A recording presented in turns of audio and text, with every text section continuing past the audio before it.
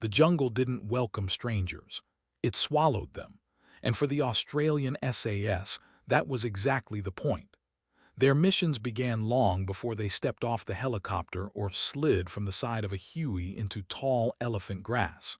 The planning room was bright, cool, and controlled. The battlefield was the opposite, hot, dark, and unpredictable. But the men who operated there accepted that contrast. They knew that once they entered the green world of Vietnam, they would depend on discipline more than luck and on silence more than firepower. A typical patrol was 4 to 6 men, not squads, not platoons, just a handful of soldiers carrying enough food, water, and ammunition to survive for days far behind enemy lines. They walked in single file, spaced out by 5 to 10 meters depending on terrain. Too close and one burst of enemy fire could hit them all. Too far and communication became a problem. This spacing was the first rule of moving through the jungle. The second was simpler: don't make noise. In Vietnam's dense terrain, sound behaved strangely. A twig snapping under a boot could carry farther than a whisper. Metal clinks, loose gear, even breathing too hard could give away a patrol's position. SAS soldiers taped down every buckle, wrapped cloth around canteens, and checked their rifles again and again to make sure nothing rattled. Before stepping into enemy territory, the patrol leader would look each man in the eyes and ask a simple question. "You ready?" It wasn't about gear. It was about mindset. Because once the patrol crossed the line of departure, every movement had meaning. The jungle hit them immediately. It was humid, thick, and alive with sounds: birds, insects, distant rustling they could never fully identify. Leeches crawled up their boots. Sweat soaked their shirts within minutes. The ground was uneven and slippery. But none of this slowed them down. The SAS trained for months to move like this. They learned to shift their weight carefully, place their feet deliberately, and avoid branches that might snap under pressure. Each man had a role. The point man led the way, scanning for tripwires, fresh footprints, and enemy tracks. Behind him, the patrol commander monitored direction and pace. Further back, the signaller carried the radio, often the heaviest pack. The tail end Charlie watched the rear, turning his head every few steps to make sure no one followed. Trust held them together more than orders. In the jungle, vision was limited. Sometimes the man ahead was just a shadow. Sometimes you lost sight of him completely. But you had to keep moving, knowing he was still there. That trust built over training, exercises, and earlier missions. It was unspoken but powerful. Imagine walking like this for hours, barely talking, barely stopping, adjusting to every smell and sound. A faint cigarette scent could mean enemy scouts nearby. A sudden silence from birds could signal movement. The SAS learned to read the jungle like a map. They didn't just move through it, they listened to it. This skill is one of the reasons Viet Cong scouts treated SAS patrol zones with caution. The VC were skilled in the jungle. They moved fast, barefoot, and with deep knowledge of the terrain. But they knew the Australians were something different. SAS soldiers didn't crash through the brush or leave obvious tracks. They blended in, and that made them dangerous. One of the first things the VC feared was the SAS habit of setting up observation posts, or ops. These were small hideouts built into thick vegetation. A patrol could crawl into a position, cut small firing holes, and sit for hours, sometimes all day, watching trails used by VC messengers and supply groups. They didn't move. They barely whispered. They just waited. Many VC scouts had walked past an SAS op without knowing it, only discovering the truth when gunfire erupted from point-blank range. In the words of one Viet Cong officer interviewed after the war, the Australians watched like hunters. You could not feel them, but they felt you. The jungle made everything harder. Heat drained energy. Packs dug into shoulders. Boots filled with mud. And there was always the fear of stepping on something that didn't belong: a punji pit, a tripwire, a booby trap. The SAS treated every step like it mattered. They moved slower than most armies, sometimes taking an hour to advance 100 meters. It wasn't weakness, it was discipline. By midday, the heat usually forced the patrol into short halts. They crouched under thick canopy, breathing quietly, wiping sweat with sleeves because pulling out a cloth made noise. Water had to be rationed. The radio operator checked his set without clicking switches loudly. The patrol commander studied the map and noted distance traveled. No one spoke unless necessary. The mental strain was constant. Hypervigilance became normal.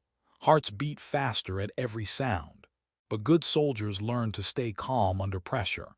They accepted the fear and pushed through it. Fear was useful, it kept them alert. Panic was deadly, and the SAS trained it out of their system. Sometimes they found signs of VC movement, footprints, broken branches, the faint outline of a camp, but they didn't rush in. The SAS avoided unnecessary contact. Their mission was information, where the enemy moved, how many there were, and what routes they used. Still, the threat of sudden contact always hung over them.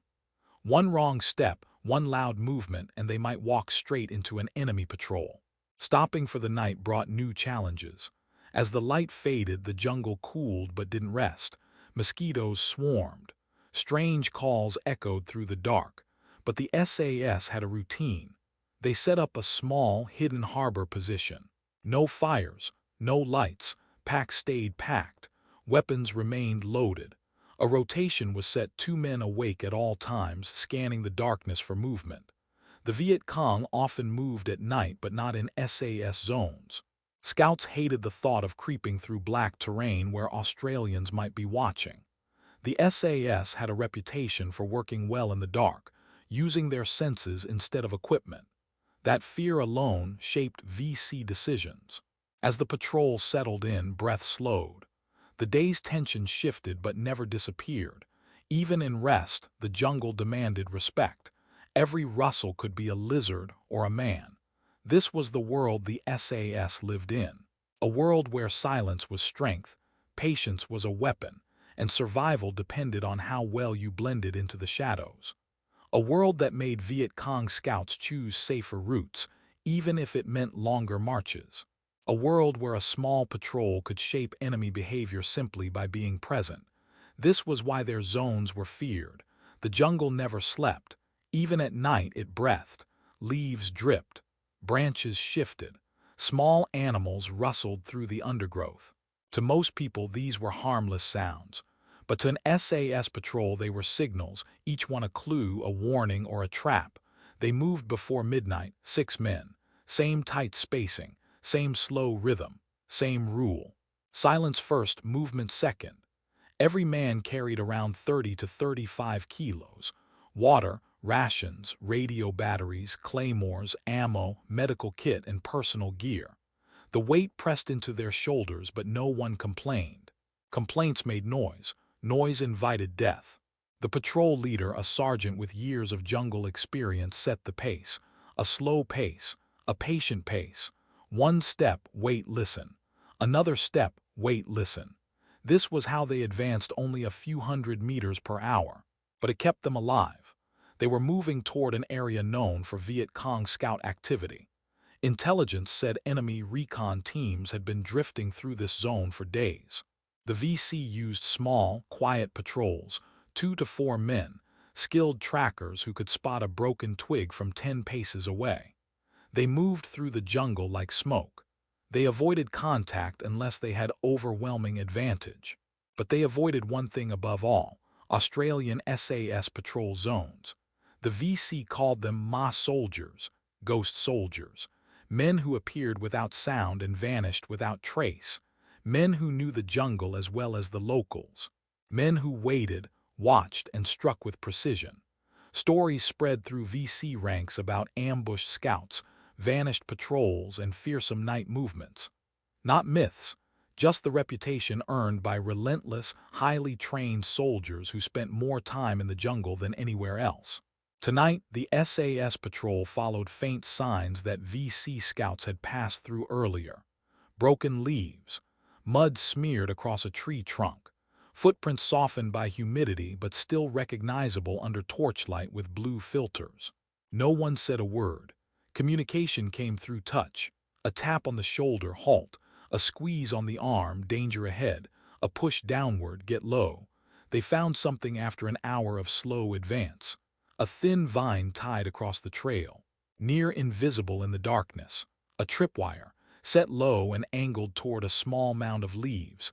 Under that mound, a grenade booby trap. The forward scout froze. He raised one finger, a signal for stop and hold. Then he leaned closer and inspected the device without touching it. VC scouts had set it only hours before. He backed away slowly, breath steady, movements controlled. They shifted around the trap, stepping wide and slow. No sound, no rush. Their nerves tightened, not from panic but focus. This was the kind of thing that killed careless patrols. After they cleared the danger zone, they eased back into formation. But something was different now. They weren't just tracking, they were being tested. It meant the VC scouts knew someone was behind them. The patrol leader paused, studied the ground, then touched two fingers to the earth. A simple gesture, we're close. They continued on. Night deepened. The canopy blocked moonlight. The jungle felt like a closed room, thick, warm, full of breath and tension. Mosquitoes hovered around their faces, but the men resisted the urge to swat them. Even the slap of a hand could echo. They moved another kilometer before finding the next sign. A small tree branch had been placed across a log. It didn't belong. It wasn't natural. It was a message from the scouts to their own units, danger or movement ahead. The SAS read these signals like a language. They adjusted. The sergeant motioned the men off the trail. They slipped into the undergrowth, pushing through ferns with the slow precision of hunters. Step by step, breath by breath. The jungle around them grew quieter. The usual night creatures were missing. No crickets, no frogs, no rustling. Silence like this meant one thing, people nearby. The forward scout stopped again. He crouched low, pressed his ear toward the earth, then raised his hand slightly. Voices. Faint, whispered, distant, maybe 70 or 80 meters ahead. The patrol froze. The jungle held its breath with them. The SAS didn't move closer. Not yet. Closing distance too fast was how ambushes happened. Instead, they held position for long minutes, letting their ears adjust. The voices drifted in waves, Vietnamese, calm, controlled. These weren't villagers. These were soldiers. Probably a VC reconnaissance element. Maybe 4 to 6 men. Maybe more. The SAS waited. Stillness was their best weapon. A man who stayed still became part of the jungle. The enemy could walk within arm's reach and never see him. Minutes passed. Sweat rolled down their backs. Insects crawled across their necks. Every sensation demanded attention, but none were allowed to distract. Then the voices faded. Footsteps followed, slow, light, measured. The scouts were moving again. The sergeant pointed left, signaling a flanking trail. The patrol shifted direction, keeping a wide arc, careful not to cross directly behind the enemy. Tracking from the side was safer and offered better angles for observation. This was the hard part, moving just fast enough to keep pace, but not so fast that noise exposed their position. They kept the enemy parallel, always close but never close enough to be trapped. Their radio operator whispered into his handset, voice barely louder than breath. Updates flowed back to headquarters. Sparse updates, only what mattered. The patrol advanced another half hour before reaching a vantage point overlooking a shallow creek. The enemy had stopped there. The SAS settled quietly into firing positions but didn't prepare to attack. Their mission was surveillance and tracking, not direct engagement unless necessary. They watched. 4 VC scouts knelt near the creek bank. They filled canteens, checked maps, and spoke softly. Their rifles leaned against a fallen log. They were alert but not alert enough. They didn't expect anyone so deep behind them. What struck the SAS patrol most was the routine, the method, the precision. These scouts were good, very good. But even the best scouts feared shadows they couldn't see. And tonight, those shadows watched them from 10 meters away. The SAS observed the group for 15 minutes. Then the VC packed up and drifted north, unaware of the eyes tracking them the whole time. The patrol waited 2 more minutes, then resumed their silent chase. They moved deeper into the jungle, following an enemy that still believed the night belonged to them. It didn't, not here, not in an SAS patrol zone, and far ahead, though neither side knew it yet. This slow, careful dance was leading both groups toward a larger force waiting in the darkness. Their movements tonight would shape what came next. Their survival depended on every sound, every shadow, every step, and dawn was still hours away. Morning in the jungle didn't arrive with sunlight. It arrived gray. A soft, hazy glow filtered through the canopy, barely reaching the ground. Humidity wrapped around everything like a blanket. Sweat formed before a man even opened his eyes. The SAS patrol was already awake. No fires, no talking, no metal clinking. Just slow, controlled movement as they packed gear and prepared for another long day of tracking. They had shadowed the VC scouts through most of the night. Now daylight brought new advantages and new dangers. The Viet Cong were sharper at dawn.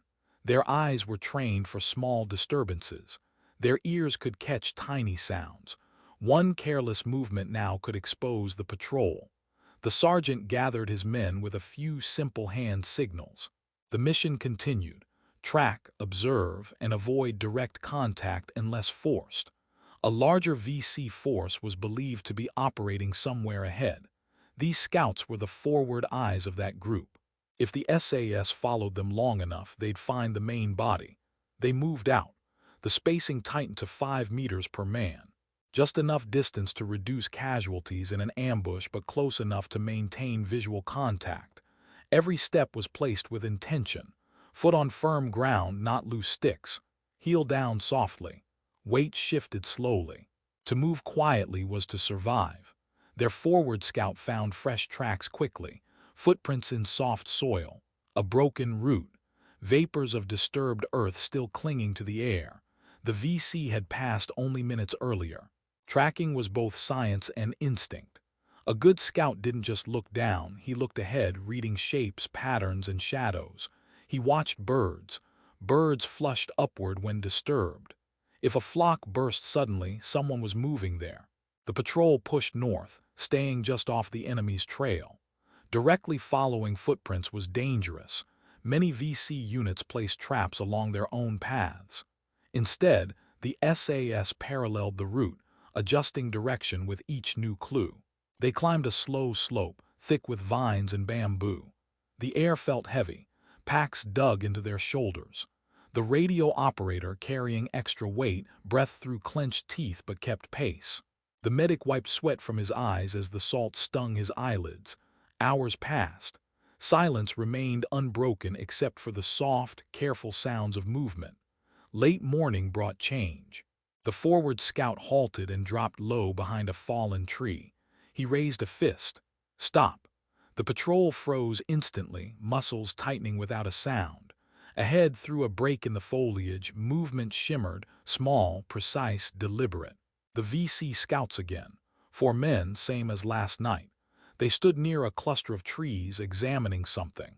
One held a field radio, its antenna wrapped in cloth to stop it from catching the light. The SAS stayed low, barely breathing. They observed the scouts for several minutes. The men seemed uneasy. They kept glancing toward the south and tapping the ground with sticks, checking for signs. They sensed something. Maybe another unit had passed. Maybe they felt the presence of unseen eyes. Or maybe their own instincts warned them. But they didn't find the SAS. They turned and pressed deeper into the jungle. The patrol waited a long minute, then moved again. By midday, clouds thickened overhead. The jungle darkened as light faded.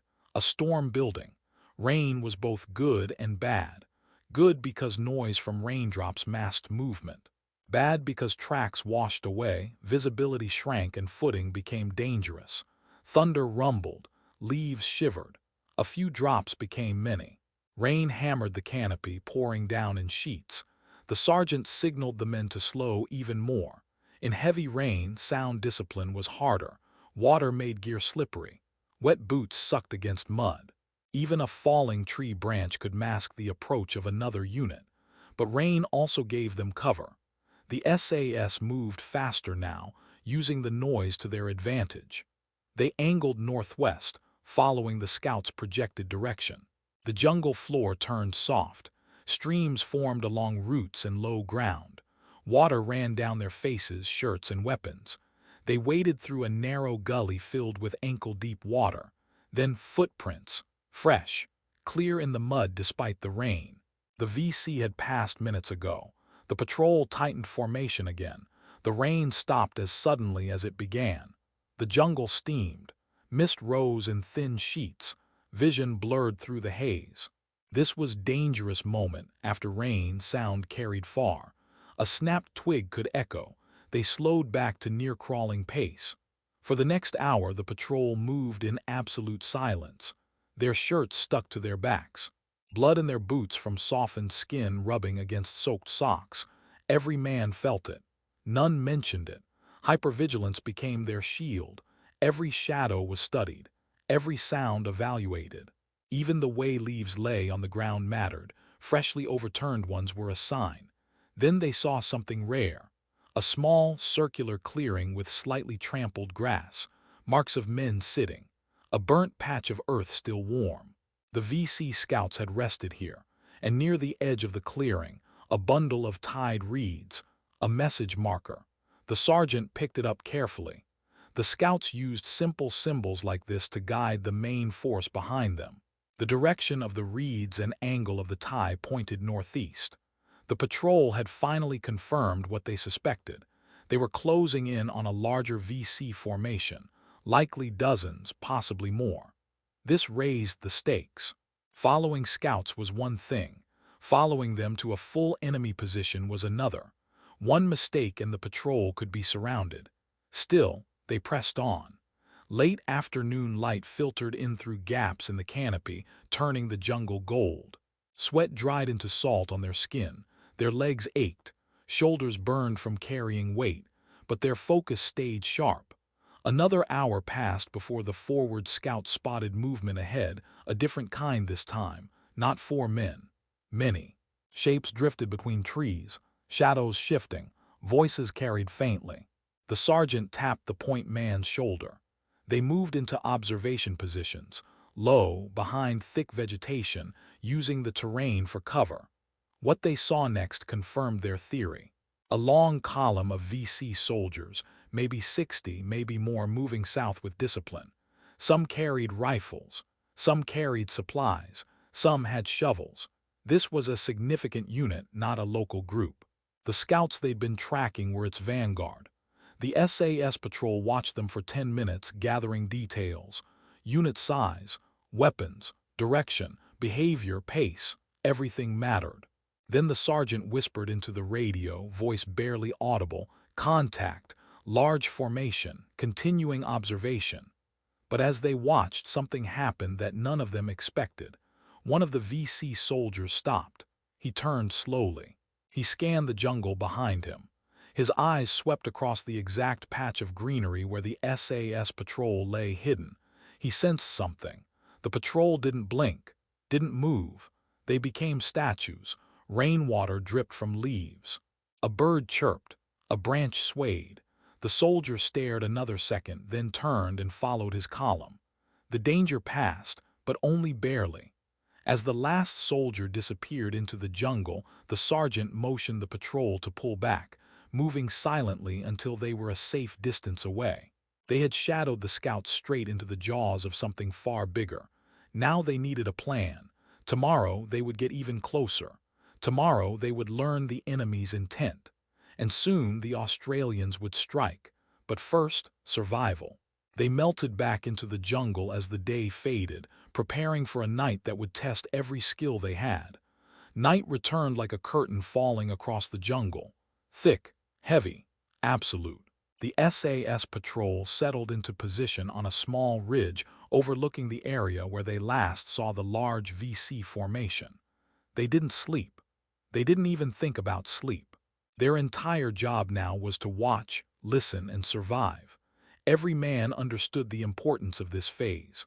One mistake could expose them to a force 10 times their size. The sergeant crawled along the line, checking each man. No words, just a hand squeeze, a tap on the shoulder, a small gesture confirming readiness. Then he pointed downhill. Movement. Lights. The VC were setting up a temporary rest area.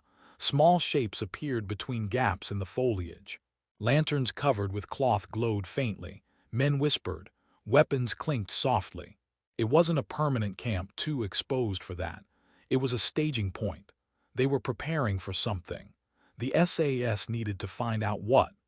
The patrol's forward scout slid ahead on his stomach, using thick vines and fallen trees as cover. Each movement was slow, controlled, and deliberate. When he stopped, he didn't twitch. When he breathed, he did it through the corner of his mouth so the reed and leaf cover didn't shift. He studied the VC below for nearly 20 minutes before returning. "They're getting ready for a dawn move," he whispered. "Looks like a company-sized element." That meant 100 to 150 men. The SAS patrol, only 6 men tonight, was operating behind enemy lines against a force that could wipe them out in seconds if detected. But this wasn't new to them. This was the SAS way: small teams, deep penetration, precision over numbers. The sergeant pointed to a map under red-filtered light. The VC were heading toward a network of trails that led to an Australian supply point. If the main force reached that area undetected, they could strike a convoy or ambush a platoon. The job now was crystal clear: shadow the unit, identify its route, and prepare to destroy its lead elements before dawn. But to do that, they needed the exact path the enemy would take. The patrol moved. They slipped down from the ridge one by one, spreading out to maintain spacing even in darkness. The jungle felt alive around them: branches wet, leaves dripping, insects humming. Every sound mattered. Every silhouette mattered. The men became shadows themselves. They paralleled the VC formation at a safe distance, keeping them always at the edge of hearing. The metallic clack of gear, the soft murmur of voices, one man coughing, another clearing his throat, all subtle but unmistakable. Hours passed like this. The Australians moved with slow, methodical confidence. Each man trusted the one in front of him. Each knew the rhythm of the patrol. Silent signals replaced language. A raised hand meant halt. 2 taps meant adjust spacing. A pointed finger meant danger. It was the kind of movement that only came from training, discipline, and long experience. Around midnight, the patrol's scout froze, raising a fist. Ahead, barely visible, a thin wire stretched across a narrow animal path. It was connected to a small charge hidden under a mound of leaves. A crude VC booby trap. The sergeant knelt and examined it carefully. The enemy had placed it far off their main route, likely meant for anyone tailing them. They suspected they were being followed, but they didn't know who. The SAS detoured wide, doubling spacing and slowing their pace even more. Noise discipline went from strict to near perfect. Boots landed with the softness of F. A faint breeze rustled high branches. Dark clouds drifted overhead but didn't release rain. The air smelled of wet bark and earth. Then movement ahead. The scouts again. The same forward VC team that the SAS had tracked the previous days. They were scanning the jungle with unusual intensity. One knelt to press his palm against the soil, like a hunter checking for vibration. Another peered into the trees, eyes narrowed. They sensed something close but couldn't pinpoint it. The SAS patrol stayed motionless, not a breath out of place. After a long minute, the enemy scouts moved on, satisfied enough to rejoin their main column. The Australians waited another 2 minutes before moving again. By 300 hours, the patrol reached a rise overlooking a narrow choke point where 2 trails merged. The sergeant recognized the terrain immediately. A classic ambush site. If the VC used this route at dawn, the SAS could hit their vanguard hard, create chaos, and force them to scatter. The patrol settled in. This position would become the kill zone. They worked in silence, using only touch and tiny hand motions to communicate. One man placed claymores along a natural funnel in the terrain. Another set trip flares further back as early warning. Two dug shallow firing positions with their hands, scraping earth slowly, carefully, using leaves to muffle sound. Meanwhile, the scout crawled forward again to confirm the VC's direction. He returned with a simple nod. They were coming. Now came the waiting. The patrol lay still for nearly an hour. Mosquitoes bit, sweat pooled under their shirts, muscles cramped, but nobody shifted. Nobody made a sound. SAS soldiers were trained for this, trained to become invisible. At 4:30 hours, faint footsteps approached. Slow, steady, many. The VC column moved closer. The Australians tightened their grips on their weapons. They felt the familiar mix of calm and adrenaline.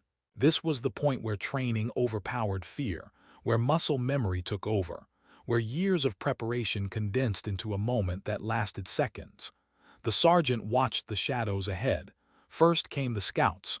4 men, same team. They stopped at the edge of the kill zone, examining the ground. One knelt. Another scanned the trees.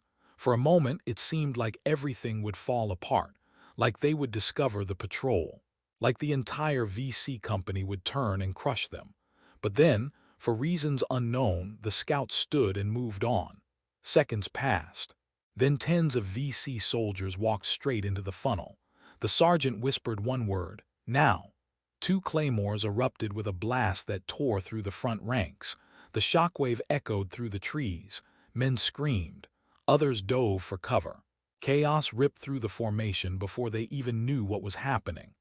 The SAS opened fire in controlled bursts, short, precise, disciplined. They weren't trying to destroy the entire company. They were trying to cripple the lead elements and force the main body to scatter. That would break cohesion, slow the advance, and eliminate the threat to the Australian position further south. The VC fired back blindly. Bullets cracked through the air. Leaves shredded, dirt sprayed. The patrol held for 30 seconds, no longer. Then they stopped firing. A hand signal. Evade. They melted away into the jungle as fast as they had appeared, disappearing before the VC could reorganize.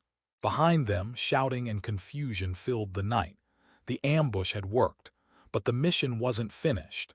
They would still need to track the scattered survivors through the morning. They would still need to return with full intelligence. And the VC scouts, the ones who almost discovered them, were still out there, watching, searching, learning. Dawn crept through the trees in slow, pale bands. The jungle was quiet now, too quiet, the kind of quiet that comes after violence, the kind that makes every soldier's nerves tighten, because silence after a fight is never normal. It means someone is regrouping. It means someone is thinking. It means danger is still close. The SAS patrol had broken contact cleanly, slipping northeast into thicker vegetation where the slope gave them natural cover. They moved fast for 20 minutes, then doubled back twice to confuse trackers. Even exhausted, their spacing stayed perfect. 10 meters, always 10. Exactly the distance needed to stay hidden but still support each other. They paused on high ground, catching their breath behind a curtain of vine-covered trees. Faces streaked with dirt, shirts soaked with sweat, hands steady on their weapons. Every man was worn down but focused. The ambush had achieved its goal. The VC vanguard was shattered, their movement disrupted. But the patrol wasn't thinking about victory. Not yet. They were thinking about survival. The VC scouts would be hunting now, and they were some of the most skilled bush trackers in Southeast Asia. The sergeant gathered the team in a tight semicircle. He spoke in a whisper, the tone calm and controlled, exactly what his men needed. "We're not going back the way we came," he said. "They'll expect that. We cut southwest, cross the creek, and move on the far bank. Slow and quiet. We reach the LZ by mid-afternoon." Everyone nodded. No one complained. No one questioned. That was the SAS mindset. Obey the plan, trust your mates, trust the training. They moved out again. The jungle was thick with humidity. Every step felt heavier. Every muscle ached. The men carried around 25–30 kilograms of equipment. Packs, radios, ammo, rations, water, claymores, medical kits. The weight dragged on their shoulders and hips, but nobody slowed down. After an hour of movement, the forward scout raised a fist. "Stop." Everyone froze. He pointed to the ground, a faint indent in the mud, a boot print, small, narrow, VC, fresh. The enemy scouts were behind them, not far. The sergeant signaled for a change of direction. The patrol drifted off the trail and into thicker foliage. Here, vines hung like ropes from massive trees. The air smelled of rotting leaves. Mosquitoes swarmed their necks and wrists, but this was safer. This was where SAS soldiers thrived, in the hardest terrain. They moved silently for another 30 minutes before stopping on the bank of a wide creek. Water rushed fast over smooth rocks. Crossing here would erase tracks. It was exactly what they needed. The men stepped into the water one by one. The cold hit their legs instantly, but they welcomed it. The flow tugged at their boots. They crossed in a long, spaced-out line and climbed up the far bank. No tracks left behind, no scent trail, but the VC scouts were relentless. Even losing a trail wouldn't stop them for long. The patrol continued, weaving through tall grass and dense undergrowth until they reached a small rise. The sergeant checked the map again. They were still 4 hours from the extraction zone and the VC weren't slowing down. The patrol halted for a brief rest. Packs came off. Water bottles came out. Hands shook slightly from fatigue but not from fear. These men were used to long missions, long fights, long nights. What mattered was endurance. As they rested, distant sound drifted through the trees. A whistle, then 2 sharp clicks. The VC scouts' signal language. The enemy was close, maybe within 300 meters. The patrol tightened their formation again, back on their feet, weapons ready. Eyes wide and alert. They pushed deeper into the jungle, climbing over fallen logs and moving through shadowed pockets where sunlight never reached. Their shirts clung to their skin. Their boots squished with each step, but their pace stayed steady. Then ahead, movement. 2 VC scouts creeping along parallel to them, unaware of how close they were. The SAS patrol froze again, barely breathing. The scouts looked around, scanning the trees, rifles held low but ready. They were cautious, they were experienced, they were angry. The ambush from earlier had made them vigilant, sharper than before. But this time the SAS were the ones watching them. The patrol held their silence until the scouts passed. They didn't engage. No shots fired. A firefight now would bring the entire enemy company crashing toward them. Their mission wasn't to fight every enemy they saw, it was to survive, report, and escape. The scouts disappeared through the trees. The SAS patrol exhaled slowly. They moved again. 2 more hours passed, step after step. Their bodies screamed for rest, but adrenaline carried them. The LZ was close now. A narrow clearing ahead, barely large enough for a helicopter's skids to settle without touching the trees. But the danger wasn't over. The VC had predicted their escape route. As the patrol approached the clearing, the forward scout spotted something that made his blood run cold. Footprints. Different sizes. Multiple pairs. Fresh. The VC had reached the LZ before them. The sergeant motioned the patrol into cover. They crouched behind thick shrubs and low branches, scanning the clearing with binoculars. 3 VC soldiers waited in the open. Another 2 hid near the tree line. More were likely close by. It wasn't an ambush. It was a blocking force. The VC knew the SAS would try to extract by air. The patrol watched silently. They had 2 choices: fight their way through and risk drawing the entire company, or find another clearing farther away with no guarantee a helicopter could land there. The sergeant made his decision quickly, voice low and steady. "We move 1 kilometer east. There's an old bomb crater, should be clear enough for a winch." The men rose, shifted direction, kept moving. They reached the crater 40 minutes later. It was tight, shallow, and crowded with vegetation, but just open enough for a helicopter to hover above. The radio operator knelt, antenna extended. He transmitted the extraction code. 2 minutes of silence. 5 minutes, 10, finally rotor noise. A dust-off helicopter broke through the clouds descending toward the crater. Wind whipped the grass flat. Leaves scattered. but the sound drew attention. Gunfire cracked in the distance. The VC was coming. The SAS formed a tight defensive circle, rifles leveled, eyes scanning the trees. The helicopter lowered a winch cable. One man clipped on, up he went. The second man, the third, gunfire grew louder. Branches shook. The VC were only 100 meters away now. The fourth man rose into the air. The fifth. The sergeant was last. As he clipped onto the cable, shots snapped through the air, hitting dirt near his feet. He swung slightly as the winch lifted him.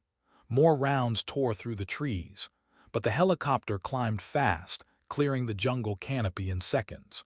Below, VC soldiers burst into the clearing, rifles raised, too late to do anything. The SAS patrol floated away into the sky, exhausted, soaked, drained, but alive. They had tracked a division for days, ambushed its vanguard, evaded its scouts, escaped its trap. And this was the real reason the Viet Cong feared the Australian SAS at night. Not because of numbers, not because of firepower, but because 6 men could slip into the dark, strike with precision, and disappear like ghosts.